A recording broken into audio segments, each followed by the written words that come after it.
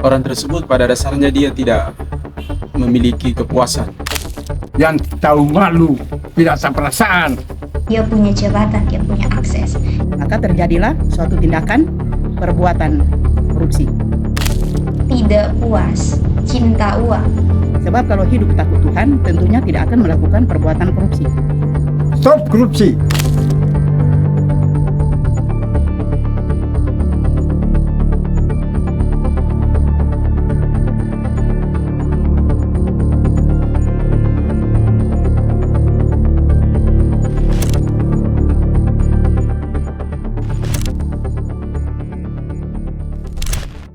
Korupsi itu adalah satu perbuatan manipulasi atau penggelapan keuangan yang dilakukan oleh seseorang dengan maksud untuk mendapatkan keuntungan yang lebih dari yang seharusnya dia terima.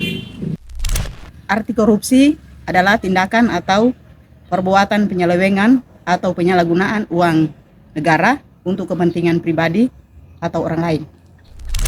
Menurut saya, korupsi itu adalah satu tindakan dari seseorang atau suatu organisasi yang memiliki jabatan atau kekuasaan untuk mencari keuntungan bagi diri sendiri, dan hal itu merugikan banyak pihak dan juga merugikan banyak orang.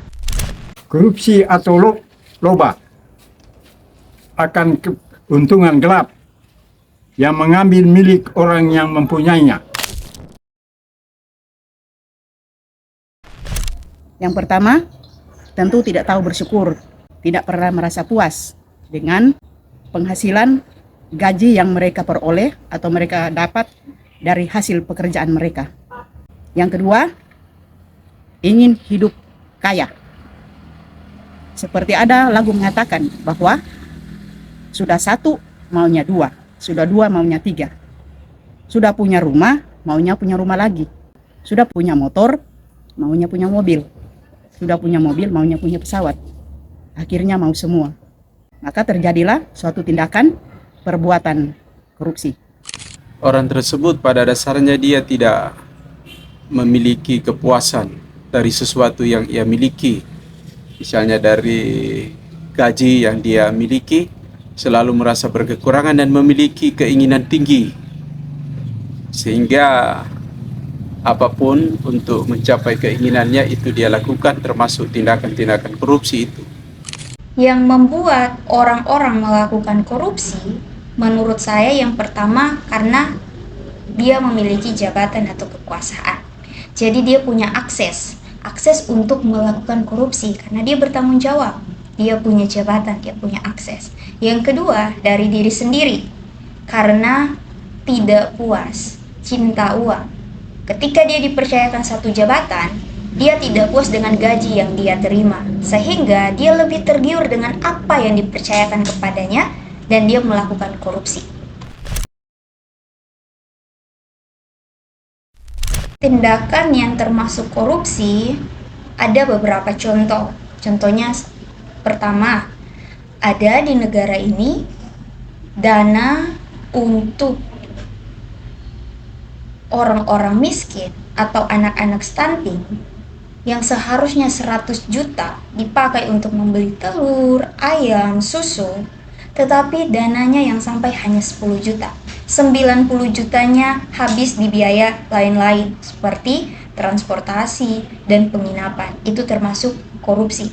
Yang kedua, seperti pembangunan jalan. Jadi seseorang dipercayakan untuk membangun suatu jalan. Dananya 100 juta supaya material yang dipakai itu kualitasnya baik.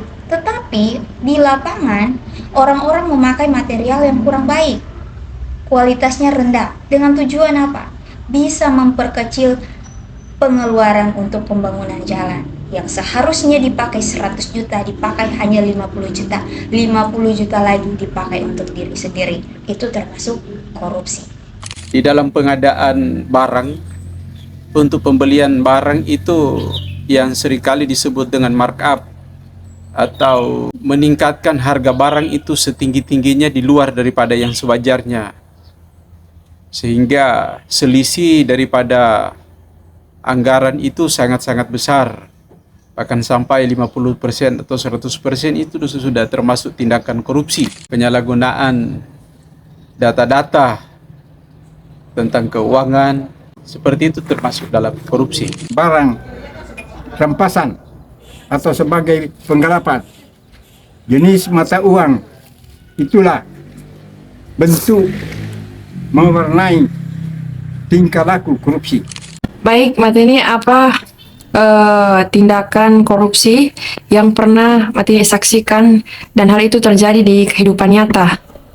Ya, yang pernah saya saksikan yang terjadi dalam kehidupan nyata yaitu di berita atau di siaran TV. Itu dilakukan oleh orang-orang yang berpendidikan tinggi, orang-orang yang pintar. Jadi yang melakukan tindakan korupsi itu adalah mereka sebagai pejabat tinggi negara. Dan juga saya saksikan tindakan korupsi di kehidupan nyata saya, yaitu adanya dana bantuan pertanian, dana bantuan peternakan, dan juga dana bantuan beda rumah, dan juga dana bantuan nelayan kecil. Untuk dana bantuan beda rumah, yang seingat saya, bantuan beda rumah itu sebagai penerima manfaatnya bukan masyarakat miskin, masyarakat yang kurang mampu, atau rumah yang tidak layak huni, tetapi termasuk tergolong orang-orang yang mampu atau orang-orang yang kaya. Sebab di situ saya lihat dengan adanya bantuan pemerintah masuk di kelurahan, itu kan harus ada pengurus. Di situ sebagai pengurus, mereka bilang ke masyarakat yang kurang mampu bahwa menerima bantuan beda rumah ini kemungkinan kamu tidak bisa bayar atau tidak bisa menyetor, sebab ini bantuan pemerintah dalam bentuk barang. Jadi itu ada pengembalian ke negara, ada pengembalian lagi ke pemerintah. Maka dari itu kata pengurus, di mana bantuan pemerintah beda rumah itu harus dikembalikan lagi kepada negara. Ya, dikembalikan lagi kepada negara dengan catatan bahwa bantuan ini tidak bisa disalurkan dan sebagai penerima manfaat bukan masyarakat miskin karena tidak mampu. Padahal itu sampai saat sekarang bantuan beda rumah itu tidak sebagai penerima manfaat bukan masyarakat miskin, tapi masyarakat yang mampu, orang kaya. Ya, masyarakat yang kaya. Sampai saat sekarang bantuan beda rumah itu tidak ada pengembalian lagi kepada negara, pada pemerintah. Yang kedua, bantuan beda rumah yang pernah ada, yang saya tahu, itu pencairannya melalui bank. Itu juga ada orang-orang yang khusus sebagai pengurus. Yang ada pengurusnya di Kota Bitung, adanya pengurus juga di kelurahan. Bantuan beda rumah itu dicairkan di bank, tapi sebagai masyarakat penerima bantuan itu tidak menerima uang. Tidak menerima uang, cuman diharuskan ke bank untuk tanda tangan. Tapi ketika pencairan itu masyarakat tidak pegang uang, tidak menerima uang. Cuman pengurus bilang, nanti tunggu, penerimaan kalian hanya bisa menerima dalam bentuk barang. Jadi tahap pertama, penerima itu sebagai penerima bantuan beda rumah dalam bentuk barang, material yang ada. Itu tahapan pertama. Tetapi tahapan yang kedua, tidak ada lagi. Jadi bantuan beda rumah itu apabila dia dicairkan sebanyak 15 juta, tidak 15 juta dalam bentuk pembelian barang atau material, hanya 7,5 juta. Yang dari tahapan kedua itu sudah tidak cair.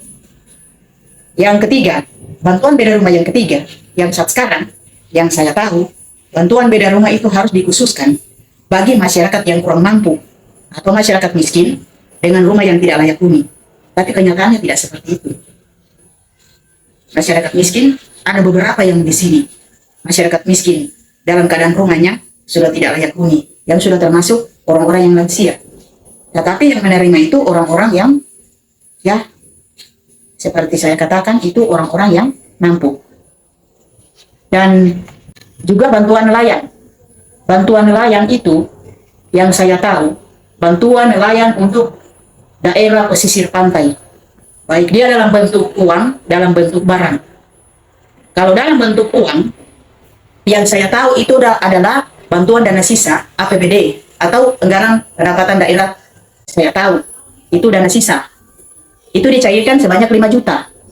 Nah, sebanyak 5 juta itu semestinya yang seharusnya menerima itu masyarakat memang pekerjaannya sebagai seorang nelayan dan juga ber-KTP atau kartu tanda penduduk.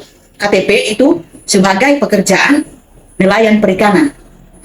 Tetapi di sini saya lihat yang penerimanya itu bukan hanya sebagai nelayan perikanan, tapi juga tidak bekerja sebagai nelayan, yang juga ada pengusaha di darat, punya usaha di darat, dan juga sebagai pekerjaan sebagai sopir. Baru terus yang kedua, dana yang sebanyak 5 juta itu sebagai dana rehab perahu, yang merehab perahu atau beli mesin. Tapi itu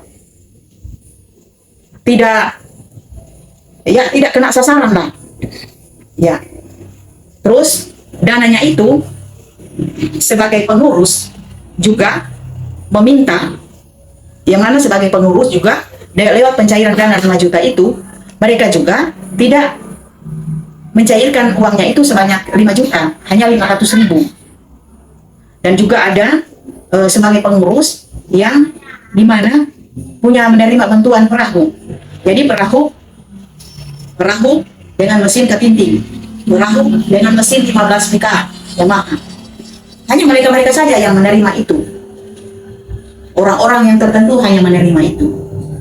Jadi itu yang saya lihat dalam kehidupan nyata saya tentang korupsi, tentang bantuan-bantuan yang masuk di tempat tinggal saya. Nah, terima kasih. Carilah yang baik dan jangan yang jahat, supaya kamu hidup. Bencilah yang jahat dan carilah yang baik, dan tegakkanlah keadilan di pintu gerbang. Dengan pengetahuan air samudra raya berpencaran dan awan menitik embun. Lebih baik penghasilan sedikit disertai kebenaran daripada penghasilan banyak tanpa keadilan. Itu negatifnya buah hasil dari korupsi. Hentikan korupsi. Pakai pesan. Stop korupsi. Stop korupsi.